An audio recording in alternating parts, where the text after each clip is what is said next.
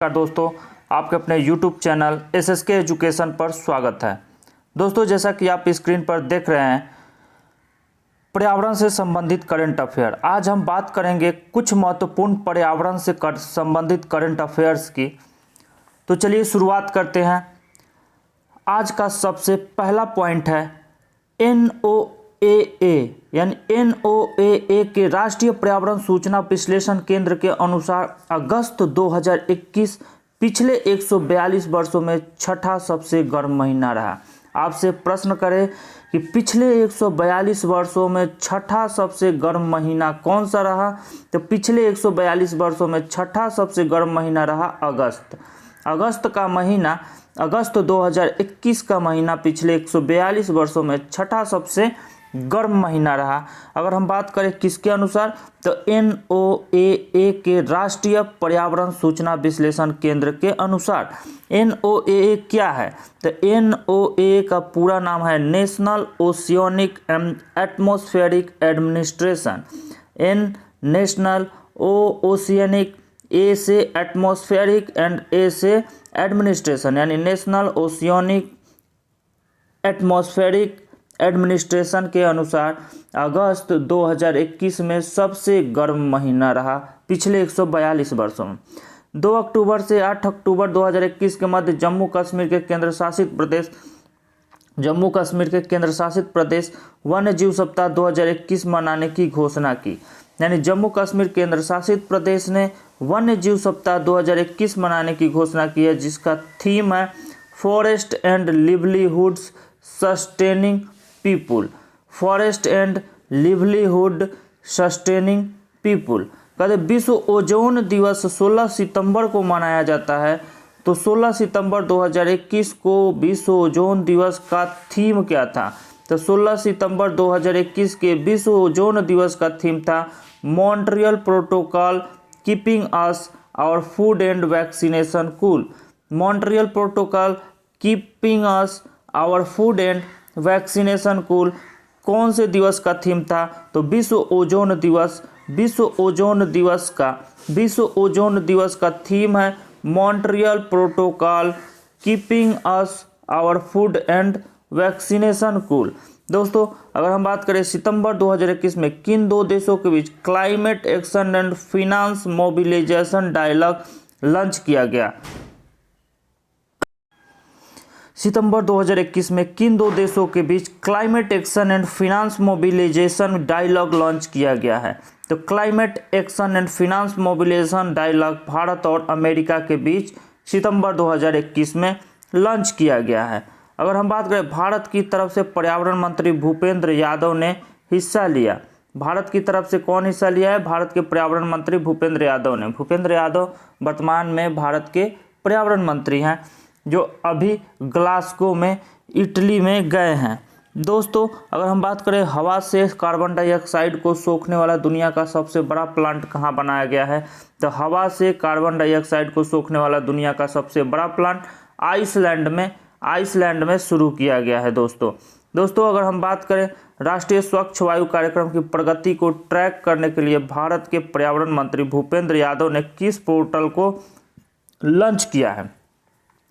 राष्ट्रीय स्वच्छ वायु कार्यक्रम की प्रगति को ट्रैक करने के लिए भारत के पर्यावरण मंत्री भूपेंद्र यादव ने कौन से पोर्टल को लॉन्च किया है, प्राण पोर्टल को किसके लिए लॉन्च किया गया है, तो राष्ट्रीय स्वच्छ वायु कार्यक्रम की प्रगति को ट्रैक करने के लिए भारत के पर्यावरण मंत्री भूपेंद्र यादव ने इस पोर्टल को लॉन्च किया है। दिल्ली के आनंद विहार में भारत का पहला कार्यात्मक स्मॉग टावर कहाँ स्थापित किया गया है, कहाँ लॉन्च किया गया है, तो दिल्ली के आनंद विहार में। भारत का पहला डुगोंग संरक्षण रिजर्व कहाँ स्थापित की जाएगी, तो भारत का पहला डुगोंग संरक्षण रिजर्व कहाँ स्थापित किया जाएगा, तमिलनाडु के दक्षिण पूर्वी तट पाक की खाड़ी में। तमिलनाडु के दक्षिण पूर्वी तट पाक की खाड़ी में भारत का पहला डुगोंग संरक्षण रिजर्व स्थापित किया जाएगा। दोस्तों, अगर हम बात करें प्लास्टिक समझौता शुरू करने वाला पहला एशियाई देश कौन बना है, तो प्लास्टिक समझौता शुरू करने वाला पहला एशियाई देश भारत बना है। प्लास्टिक समझौता शुरू करने वाला पहला एशियाई देश भारत बना है, यानी भारतीय उद्योग परिसंघ के सहयोग से प्लास्टिक समझौता स्टार्ट करने वाला एशिया का पहला देश भारत बन गया है। एनटीपीसी ने 25 मेगावाट की फ्लोटिंग सोलर परियोजना कहाँ बनाई?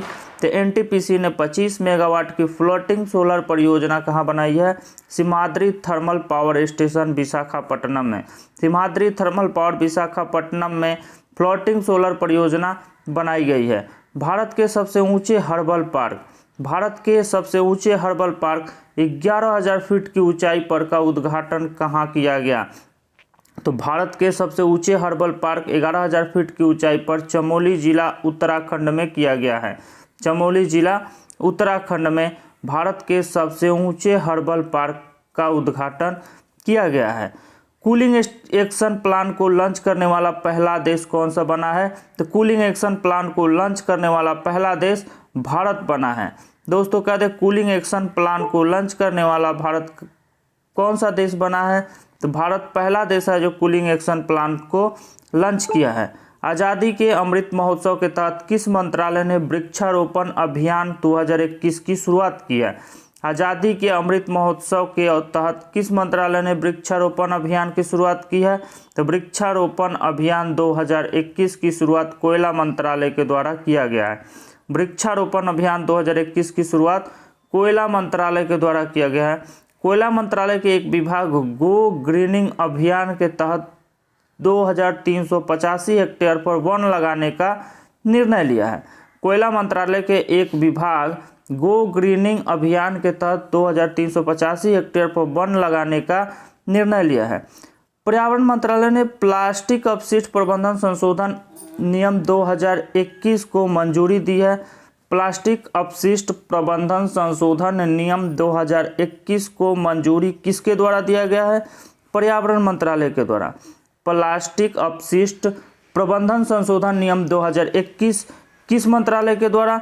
तो पर्यावरण मंत्रालय के द्वारा इसको मंजूरी दिया गया है, जिसके तहत वर्ष 2022 तक सिंगल यूज प्लास्टिक को चरणबद्ध तरीके से समाप्त किया जाएगा। सिंगल यूज प्लास्टिक को 2022 तक चरणबद्ध तरीके से समाप्त करने के लिए कौन सा संशोधन नियम लाया गया है? तो प्लास्टिक अपशिष्ट प्रबंधन संशोधन नियम 2021 लाया गया है। अगर हम बात करें अगस्त 2021 में थाईलैंड ने कोरल मूंगों को नुकसान पहुंचाने वाले सनस्क्रीन पर प्रतिबंध लगा दिया है। कह देगा सनस्क्रीन पर प्रतिबंध लगाने वाला कौन सा देश बना है? तो थाईलैंड सनस्क्रीन पर प्रतिबंध लगाने वाला देश बना है, क्योंकि वहां कोरल मूंगों को नुकसान पहुंच रहा है।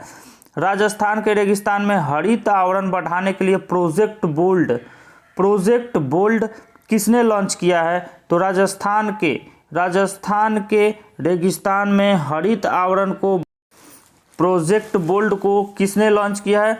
खादी ग्रामोद्योग आयोग एवं बॉर्डर सिक्योरिटी फोर्स बीएसएफ ने मिलकर, बीएसएफ और खादी ग्रामोद्योग ने मिलकर राजस्थान के रेगिस्तान में हरित आवरण बढ़ाने के लिए प्रोजेक्ट बोल्ड की शुरुआत की है। दोस्तों चलिए चलते हम अपने अगले पॉइंट की तरफ। हमारा अगला पॉइंट है इटली ने नेपल्स में G20 देशों के पर्यावरण और ऊर्जा मंत्री की बैठक, G20 देशों के पर्यावरण और ऊर्जा मंत्री की बैठक का आयोजन जुलाई 2021 में किया है। G20 देशों के पर्यावरण और ऊर्जा मंत्री की बैठक का आयोजन 2021 में किया है। राष्ट्रीय डॉल्फिन अनुसंधान केंद्र कहाँ स्थापित किया जाएगा? राष्ट्रीय डॉल्फिन अनुसंधान केंद्र पटना में स्थापित किया जाएगा। राष्ट्रीय डॉल्फिन अनुसंधान केंद्र पटना में स्थापित किया जाएगा। ग्रीन पीस के एक रिपोर्ट के अनुसार राजधानी दिल्ली में नाइट्रोजन डाइऑक्साइड की मात्रा में कितनी प्रतिशत की वृद्धि हुई है? तो ग्रीन पीस की एक रिपोर्ट के अनुसार राजधानी दिल्ली में नाइट्रोजन डाइऑक्साइड की मात्रा में 125% की वृद्धि हुई है। ग्रीन पीस के एक रिपोर्ट के अनुसार राजधानी दिल्ली में नाइट्रोजन डाइऑक्साइड की मात्रा में कितनी प्रतिशत की वृद्धि हुई है? 125% की वृद्धि हुई है। नवंबर 2021 में कॉन्फ्रेंस ऑफ पार्टी 26 सम्मेलन, यानी नवंबर 2021 में कॉन्फ्रेंस ऑफ पार्टी 26 सम्मेलन का आयोजन कहाँ किया जाएगा? ग्लासगो में किया जाएगा। कहाँ किया जाएगा? ग्लासगो में किया जाएगा। स्टेट ऑफ एनवायरनमेंट रिपोर्ट 2021 किस संस्था ने जारी किया है? State of environment report 2021 centre for science and environment के द्वारा जारी किया गया है। स्टेट ऑफ एनवायरनमेंट रिपोर्ट 2021 कौन सी संस्था ने जारी किया है? Centre for science and environment के द्वारा जारी किया गया है। इस रिपोर्ट के अनुसार कोविड-19 के कारण विश्व में 115 मिलियन से अधिक लोग गरीबी की चपेट में आ गए हैं। 500 मिलियन से अधिक बच्चों को कोविड-19 महामारी के चलते स्कूली शिक्षा से दूर होना पड़ा है। दोस्तों, अगर हम बात करें making peace with nature report किस संस्था द्वारा जारी किया गया? Making peace with nature report किस संस्था द्वारा जारी किया गया? संयुक्त राष्ट्र पर्यावरण कार्यक्रम UNEP के द्वारा। Making peace with nature report किस संस्था द्वारा जारी किया? तो संयुक्त राष्ट्र पर्यावरण कार्यक्रम UNEP के द्वारा। प्लास्टिक अपशिष्ट प्रबंधन नियम 2021 किस मंत्रालय ने जारी किया है? प्लास्टिक अपशिष्ट प्रबंधन नियम 2021 किस मंत्रालय ने जारी किया है? तो प्लास्टिक अपशिष्ट प्रबंधन नियम 2021 केंद्रीय पर्यावरण वन एवं जलवायु परिवर्तन मंत्रालय के द्वारा जारी किया गया है। केंद्रीय पर्यावरण वन एवं जलवायु परिवर्तन मंत्रालय के द्वारा प्लास्टिक अपशिष्ट प्रबंधन नियम 2021 जारी किया गया। भारत 2021 से 2025 तक पवन ऊर्जा की कितनी क्षमता स्थापित करेगा? तो भारत 2021 से 25 तक पवन ऊर्जा की 20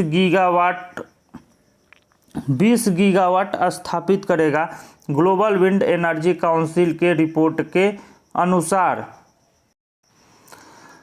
भारत 2021 से 2025 तक पवन ऊर्जा की कितनी क्षमता विकसित कर लेगा? तो 20 गीगावाट क्षमता स्थापित कर लेगा ग्लोबल विंड एनर्जी काउंसिलिंग के रिपोर्ट के अनुसार। 67वें राष्ट्रीय फिल्म पुरस्कार 2021 में पर्यावरण संरक्षण श्रेणी में किस फिल्म को सर्वश्रेष्ठ फिल्म का पुरस्कार मिला है? तो 67वें राष्ट्रीय फिल्म पुरस्कार 2021 की श्रेणी में पर्यावरण संरक्षण श्रेणी में किस फिल्म को सर्वश्रेष्ठ पुरस्कार मिला है? वाटर वॉरियर को पर्यावरण से संबंधित सर्वश्रेष्ठ पुरस्कार मिला है 67वें राष्ट्रीय फिल्म पुरस्कार 2021 में। दोस्तों, अगर हम बात करें जून 2021 में जारी पर्यावरण की स्थिति रिपोर्ट 2021 के अनुसार भारत का स्थान कौन सा है? तो जून 2021 में जारी पर्यावरण की स्थिति रिपोर्ट 2021 के अनुसार भारत का स्थान 117 नंबर है। यह रैंकिंग संयुक्त राष्ट्र के 17 सतत विकास लक्ष्यों के आधार पर तैयार किया गया है। विश्व पर्यावरण दिवस 2021 पर प्रधानमंत्री नरेंद्र मोदी ने पुणे में एक पायलट परियोजना के तहत 3 E100 इथेनॉल वितरण स्टेशनों का उद्घाटन किया। आपसे प्रश्न करें 3 E100 इथेनॉल वितरण स्टेशनों का उद्घाटन कहां पर किया गया? तो पुणे में किसके द्वारा किया गया? प्रधानमंत्री नरेंद्र मोदी जी के द्वारा किया गया। जून 2021 में जारी एक अध्ययन के अनुसार विश्व में सबसे ज़्यादा किस्म की तितली का घर कहाँ है? तो विश्व में सबसे ज़्यादा किस्म की तितली का घर कोलंबिया में है। विश्व में सबसे ज़्यादा किस्म की तितली का घर कहाँ स्थित है? तो कोलंबिया में स्थित है। भारत के किस राज्य में 3 प्रजातियों के मगरमच्छ पाए जाते हैं? तो उड़ीसा में तीनों प्रजातियों के मगरमच्छ पाए जाते हैं। किस संस्था ने ग्रेट बैरियर रीफ को खतरे की सूची में डालने की सिफारिश की? तो यूनेस्को की एक समिति द्वारा ग्रेट बैरियर रीफ को खतरे की सूची में डालने की सिफारिश की गई है। हाल के जारी एक रिपोर्ट के अनुसार भारत के किस द्वीप के समूह के आसपास का समुद्र स्तर बढ़ने का अनुमान लगाया गया है? तो हाल के जारी एक रिपोर्ट के अनुसार भारत के लक्षद्वीप पर समुद्र का स्तर बढ़ने का अनुमान लगाया गया है। लक्षद्वीप के आसपास समुद्र का स्तर धीरे धीरे अब बढ़ रहा है। भारत का पहला परागकण पार्क पॉलिनेटर पार्क किस राज्य में खोला गया? उत्तराखंड में। भारत का पहला परागकण पार्क पॉलिनेटर पार्क किस राज्य में खोला गया? तो उत्तराखंड राज्य में भारत का पहला परागकण पार्क पॉलिनेटर पार्क खोला गया है। दोस्तों, उम्मीद करते हैं वीडियो अच्छा लगा होगा। यदि वीडियो अच्छा लगे तो लाइक करना, चैनल को सब्सक्राइब करना और दोस्तों के साथ शेयर जरूर करना ताकि अगली वीडियो मिले तो इसका लाभ मिल सके। तब तक के लिए धन्यवाद। जय हिंद, जय भारत।